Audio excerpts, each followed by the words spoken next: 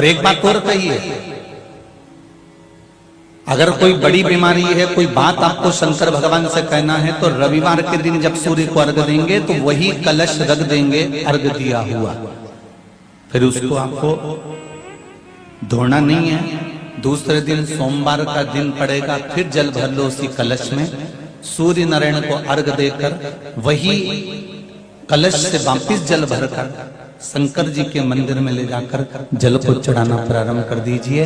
आपको स्वयं बड़ी रोग, बड़ी बीमारी में भी आराम लगना प्रारंभ हो जाएगा। आप कहो सूर्य देव को, शिव पंचायत के सूर्य देव को जब हम जल समर्पित करते हैं, तब हमारे जीवन का सारा सुख, रोग मुक्ति, और सबसे मूल यही है कि रोग ना रहे शरीर में।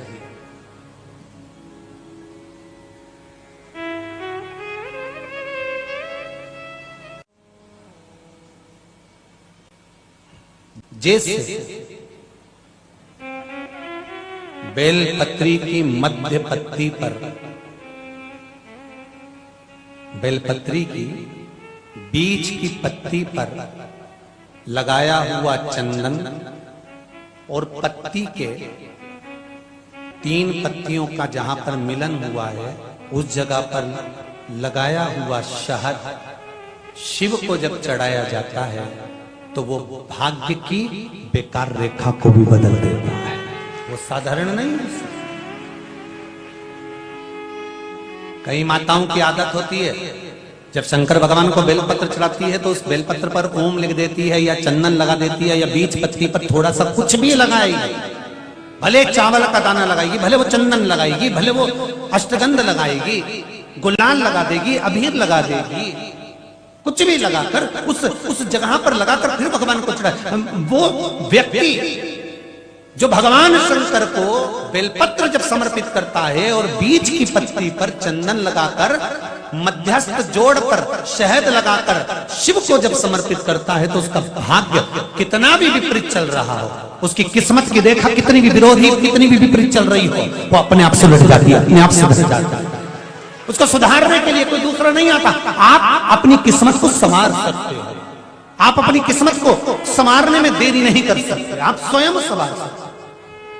आप सूर्य को अर्घ देना प्रारंभ करिए, अपने शरीर से, मस्तिष्क से तांबे का पात्र 8 इंच की दूरी पर रखकर सूर्य नारायण को उस जल में से देखो, जो जल नीचे आप सूर्य को चढ़ा रहे हो, उस जल में से देखते हुए सूर्य को अर्घ देना प्रारंभ करिए। और धीरे धीरे, अगर बीमारी है तो बिल्कुल स्लो एकदम धीरे धीरे उस पानी को छोड़िए, और पानी को छोड़ने के बाद आप बाबा का केवल सूर्य की आराधना, सूर्य को जल देना प्रारंभ कर दीजिए।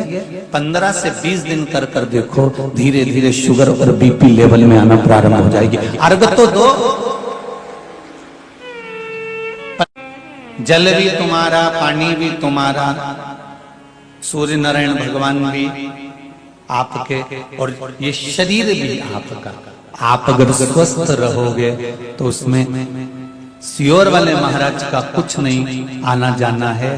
बस इतना जरूर जानता हूं कि घर का बेटा, घर का पुरुष, घर की माताएं जब सूर्य को अर्घ देना चालू कर देंगी, तो ये पक्का है कि किसी माँ की गोद नहीं उजड़ेगी और किसी माँ का श्रृंगार नहीं उजड़ेगा। ये पक्का।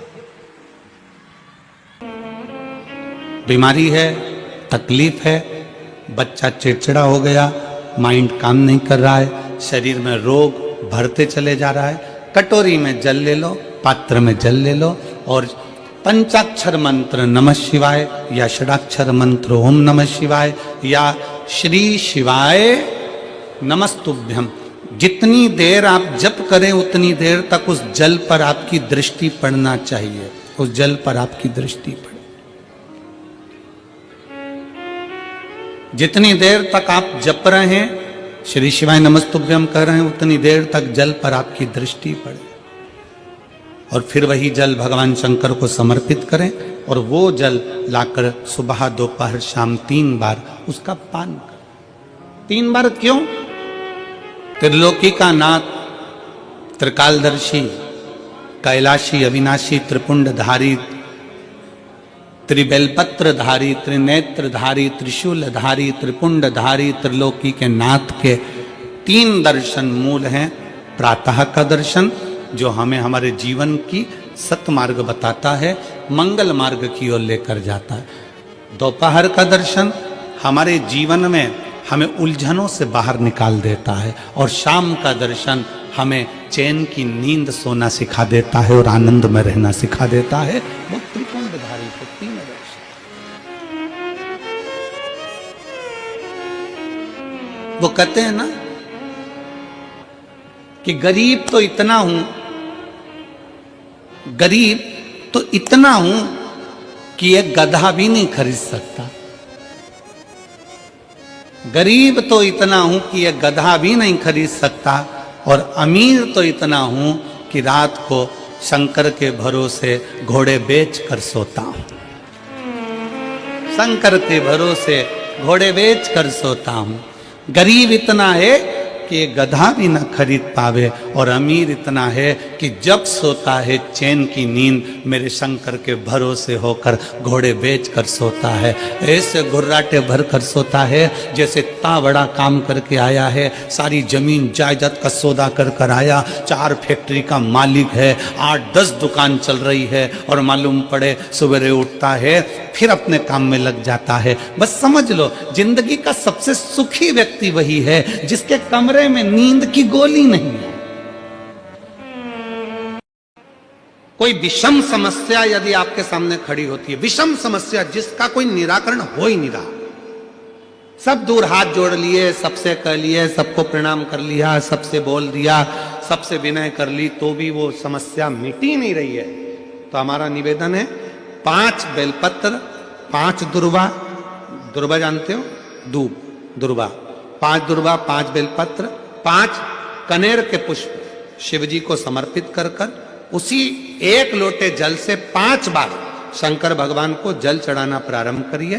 लगभग 1 हफ्ते यदि आपने शिव को जल चढ़ाना प्रारंभ कर दिया इसी क्रम से, तो निश्चित है वो समस्या का हल 1 हफ्ते के अंदर बाबा को निकालना ही पड़ेगा, और आपका लक्ष्य निश्चित करना ही पड़ेगा।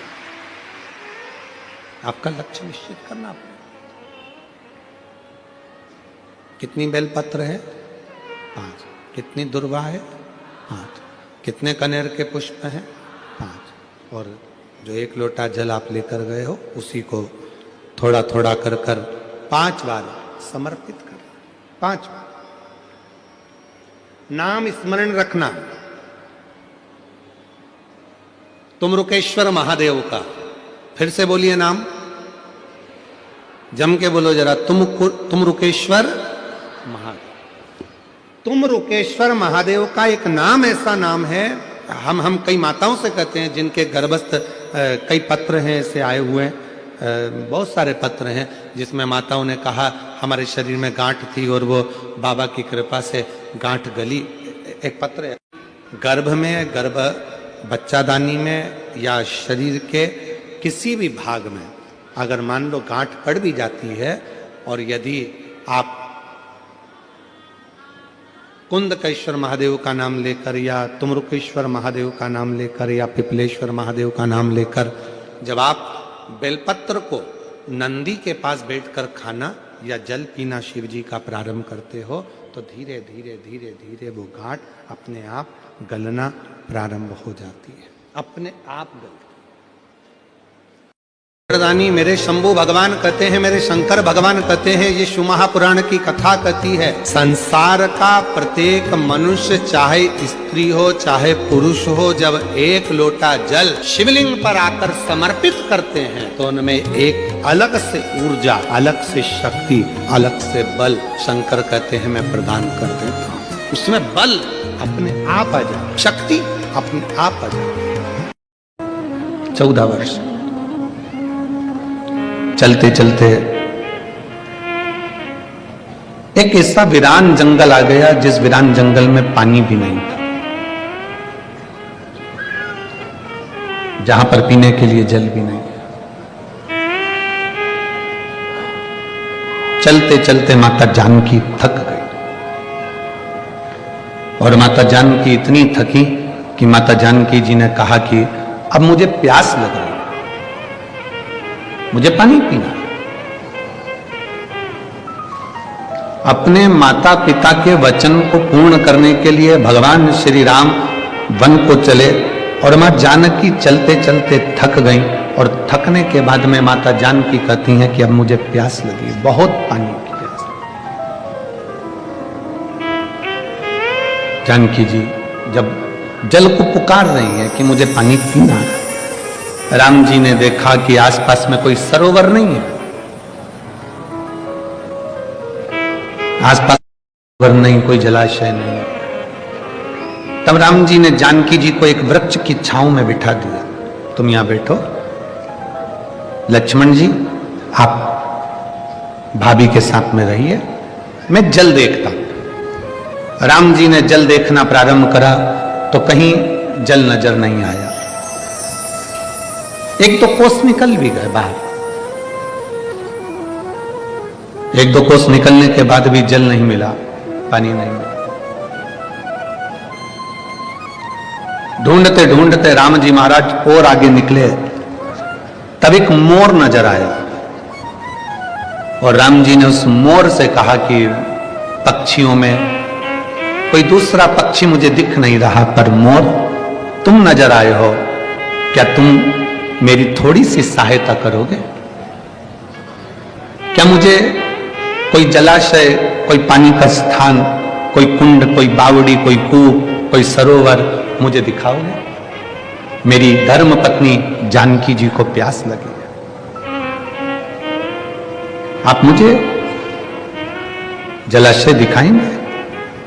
मोर उसी समय पर शीश झुकाकर कहता है कि मैं आपको पानी का स्थान दिखा देता हूं, मैं आपको सरोवर दिखा देता हूं, मैं आपको जलाशय दिखा देता हूं, चलिए। राम जी चलने लगे, मोर भी चलने लगा। अब मोर कहने लगा कि प्रभु मैं चलूंगा धीमा धीमा और पानी तक पहुंचने में समय लग जाएगा, एक काम करता हूं मैं उड़ के चलता हूं, तुम मेरे पीछे पीछे चलो। राम जी ने कहा ठीक है।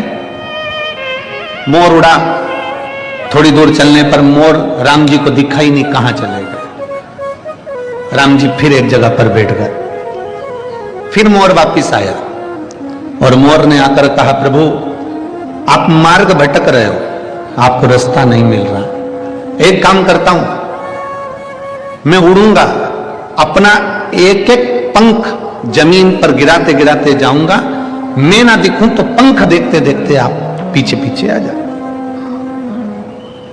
मोर ने अपना पंख गिराना प्रारंभ करा, राम जी ने चलना प्रारंभ करा, जलाशय तक, सरोवर तक, तालाब तक राम जी पहुंच गए।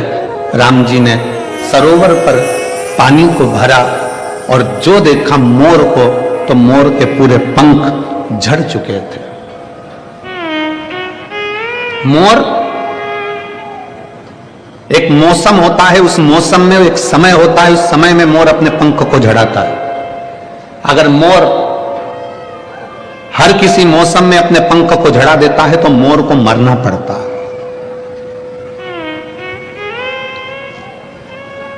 एक मौसम, एक समय ऐसा होता है जिसमें मोर अपने पंख को झड़ाता है, और किसी दूसरे मौसम में या दूसरे समय पर मोर अपने पंख को झड़ाता है तो मोर मरता ही है, मोर को मरना पड़ता। मोर ने अपने सारे पंख झड़ा दिए, प्राण छूट रहे थे मोर के। राम जी उसको देखते हैं, आंखों में जल भर लेते हैं। मोर आज तेरे कारण मुझे जल मिल गया, पर मेरे कारण तेरे प्राण जा रहे।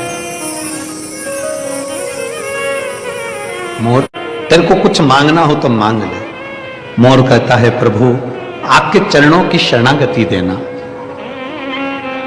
राम जी कहते हैं मेरे सामने तेरे प्राण छूट रहे हैं, शरणागति तो वैसे ही मिल जाएगी, और तू मेरे चरण मांग रहा है। मोर तेरा कर्जा मेरे मस्तक पर चढ़ा है, अगला अवतार लूंगा कृष्ण का तो तेरा कर्जा चुकाने के लिए तेरे पंख को सिर पर धारण कर।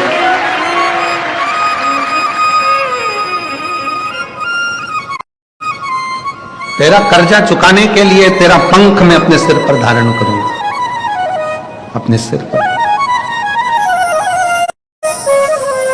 और शिव महापुराण की कथा वर्णन करती है, संसार में जन्म ले हो, हमारा और आपका जन्म हुआ है, ना जाने कौन सा कर्जा चुकाने के लिए हम यहां आए। कौन सा कर्जा? सास कहती है मेरी बहू अच्छी नहीं है, हम कहते हैं पूर्व समय का स्मरण करिएगा, हो सकता है तुमने दरवाजे पर आई हुई गाय को डंडा मारकर भगाया होगा, हो सकता है तुमने किसी को अपशब्द कहा होगा। ये जितने हमारे संबंध हैं, हमारी पत्नी, हमारे बच्चे, हमारा बेटा, हमारी बेटी, हमारी माता, हमारे पिता, हमारा परिवार, हमारा कुल, ये सब संबंध जितने भी हैं, ये संबंध हमारे पूर्व के कर्म के कारण हमको मिलते हैं और संसार में आने के बाद उनके साथ रहना पड़ता है और भोगना पड़ता है। प्रसंग है, पहले कभी स्मरण में नहीं आया पर आज स्मरण में आया है नगपुरा में, तो बड़े सावधानी से सुनिएगा। एक बार मां आद्य शक्ति पार्वती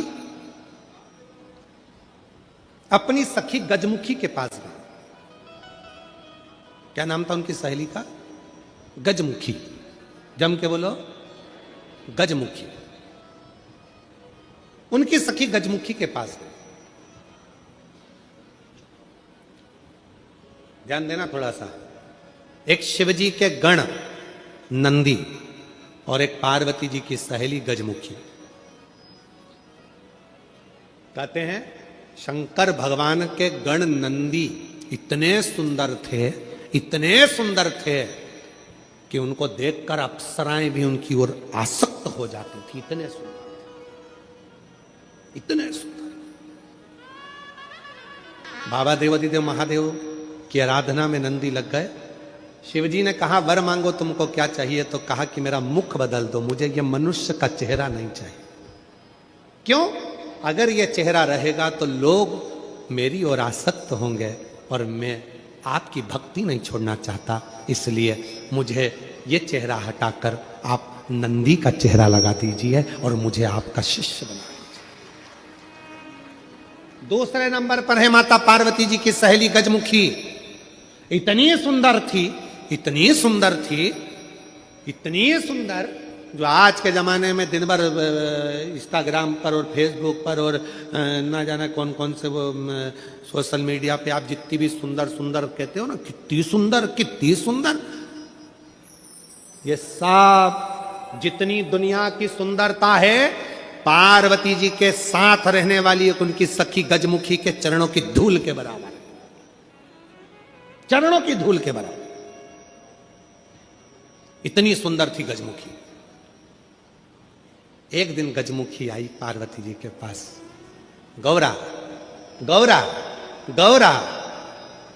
गौरा ने कहा क्या बात है, क्या हो गया? एक वर चाहती हूं तुमसे। क्या वर है? बस मैं चाहती हूं कि जब भी मैं तेरे साथ चलूं, पूरी दुनिया की दृष्टि केवल तुझ पर रहे, मुझको कोई ना देखे, ऐसा वर चाहिए। पार्वती जी ने कहा इतनी स्त्री की सुंदरता तो उसके चेहरे से ही होती है और तू ऐसा वर मांग रही? नहीं नहीं नहीं, मुझे बस तू वर दे दे, ऐसा वर दे दे। पार्वती जी ने कहा तुझे जो अच्छा लगे वो प्राप्त कर ले, मुझे हाथी का मुख लगा दे। हाथी का, ठीक है। गजमुखी हो गई पार्वती जी, बहुत सुंदर। अब एक बार गजमुखी ने नंदी से संवाद कर लिया। बहुत सुंदर प्रसंग है, थोड़ा ध्यान देना। पहली बार स्मरण में आया इसलिए उसको सुनाने का मन कर गया। बहुत सुंदर प्रसंग। गजमुखी ने नंदी से एक बार संवाद कर लिया। दोनों की खिंचातानी होने लगी। नंदी कहने लगे भोलेनाथ जी के भार को मैं अपने कंधे पर लेकर चलता हूं, मेरी पीठ पर शिव और शक्ति दोनों विराजमान होते हैं, मैं उन दोनों को भ्रमण कराते रहता हूं। देखा मुझ में बल, मैं शिव और शक्ति को अपनी पीठ पर बिठाकर घुमाता रहता हूं। गजमुखी सुनती रही, सुनती रही।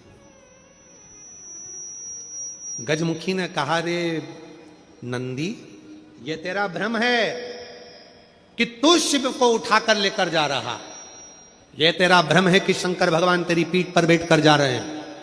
शंकर भगवान को लंका का राजा रावण भी ले जाना चाहता था, पर भगवान शंकर ने अपने अंगूठे को मात्र पांव के अंगूठे के नख को इतना सा दबाया था और रावण ने पूरा बल लगा दिया था तो नहीं उठा पाया था।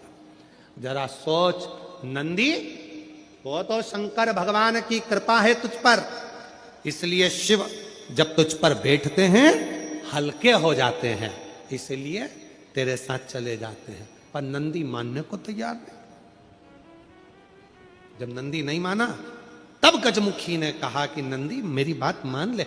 नंदी कहते नहीं नहीं, अगर तुम कहती हो कि शिव हल्के हो जाते हैं भक्त के लिए, तो तुम ऐसा कुछ कर कर बता दो कि शंकर भगवान तुम्हारे कहने पर बैठ जाए। ठीक है, आज गजमुखी पार्वती जी की आज्ञा लेकर तब साधना में बैठ गई। शिव जी प्रसन्न हो गए। क्या बात है गजमुखी, क्या चाहती हो? इतने दिनों से तुम तप साधना कर रही हो पार्वती की, आज मेरी तप साधना? क्या हुआ, बोलो गजमुखी, क्या चाहती हो? गजमुखी ने एक बेलपत्र का पत्ता दिया और बाबा भोलेनाथ जी से कहा, बाबा मेरा निवेदन है, इस पत्ते को मैं हवा में उड़ाऊंगी, आप उस पत्ते पर क्या बैठ जाओगे? शंकर भगवान बोलने लगे, अकेला बैठूं या पार्वती को भी बैठाऊं? गजमुखी बोली, इतने से पत्ते पर पार्वती भी बैठ जाएगी? शिव जी बोले, पार्वती को बिठाऊं, साथ में गणेश जी को भी बिठाऊं कि रिद्धि सिद्धि को भी बिठाऊं? गजमुखी ने कहा, इतने से पत्ते पर गणेश रिद्धि सिद्धि बैठ जाए। शिव जी बोले कि कार्तिकेय को भी बिठा लूं, कि अशोक सुंदरी को भी बिठा लूं, कि जया विशाला सामरीबारी दौतली देव सबको बिठा लूं? इतना बड़ा परिवार सब बैठ जाएगा? इतने में शिव जी बोले कि भगवान विष्णु और लक्ष्मी को भी बिठा लूं क्या? कहा विष्णु लक्ष्मी, तू कहे तो ब्रह्मा ब्रह्माणी को, ब्रह्मा ब्रह्माणी, इंद्र इंद्राणी, 33 कोटि देवता इस पत्ते पर बिठा देता हूं, बोल गजमुखी। गजमुखी मुस्कुराकर बोली, ये सब तो नहीं, केवल आप बैठ जाइए। गजमुखी ने शिव नाम लेकर पत्ते को शिवलिंग पर चढ़ाने के लिए बस थोड़ा सा उसको नीचे की ओर गिराया। उतनी देर में उस पत्ते के अधर पर मेरा शंकर आकर विराजमान हो गया। मेरा शिव, मेरा शिव उस पत्ते पर आकर विराजमान। आवाज लगाई, नंदी जल्दी आओ। तुम कहते थे मुझ में बल है, मैं शिव को पीठ पर बिठाता हूं। तुमसे ज्यादा बल एक बेलपत्री के पत्ते में है, जो पूरे 33 कोटि देवता को एक पत्ते पर बिठा सकता है। एक बेलपत्र के पत्र में वो बल होता है, एक बेलपत्र के पत्ते में वो बल होता है, पूरे ब्रह्मांड को वो अपने में समेटे रहता है। तब भगवान शिव ने प्रसन्न होकर कहा, सुनो गजमुखी, आज मैं प्रसन्न हुआ, तुम्हें वर देता हूं, जब भी पृथ्वी पर मृत्युलोक में कोई पार्थिव शिवलिंग का पूजन करेगा और पार्थिव मिट्टी का जब कोई शिवलिंग बनाएगा, उस शिवलिंग को केवल थाली पर, पाटे पर या लक्कड़ पर नहीं, मेरा बेलपत्र रखकर जब उस पर कोई शिवलिंग का निर्माण करेगा, जो कामना वो चाहेगा उसकी कामना शिव उसी क्षण पूरा कर देगा, उसी क्षण पूरा। आप में से कितने लोग हैं जो पार्थिव लिंग का निर्माण करते हैं? हाथ उठाओ। करते हो सब? वैसे नहीं करते होगे तो सावन में अपन लोग सब मिलकर ही करते। पात्र में, पात्र के अंदर जब शिवलिंग का निर्माण करते हो तो सबसे पहले नीचे एक बेलपत्र रखा, रखते हो? जम के तो बोलो, रखते हो ना? बहुत जरूरी है एक बेलपत्र। क्यों? कहते हैं जब हमने शिवलिंग बना लिया, पूजन चालू कर दी, पानी डालना प्रारंभ करा, ये तो मिट्टी है, धीरे धीरे पानी चढ़ते चढ़ते गलने लगती है। जब मिट्टी गलने लगती है, शिवलिंग थोड़ा थोड़ा थोड़ा थोड़ा खंडित होने लगता है। मन में आता है कि हमने शिव जी की पूजन करी, शिवलिंग मिट्टी का था, गल रहा है, शहद चढ़ाने से, दूध चढ़ाने से, जल चढ़ाने से, अभिषेक करने से मिट्टी गलने लगी है, शिवलिंग खंडित होने लगा है। शिव महापुराण की कथा कहती है, पार्थिव लिंग को, मिट्टी के शिवलिंग को जब हम बेलपत्र के ऊपर निर्माण करते हैं, पार्थिव शिवलिंग बनाकर पूजन करते हैं, तो वो मिट्टी का शिवलिंग अगर गल भी जाए, टूट भी जाए, पानी में बह भी जाए, तो याद रखना वो कभी खंडित नहीं माना जाता, वो अखंड ही माना जाता।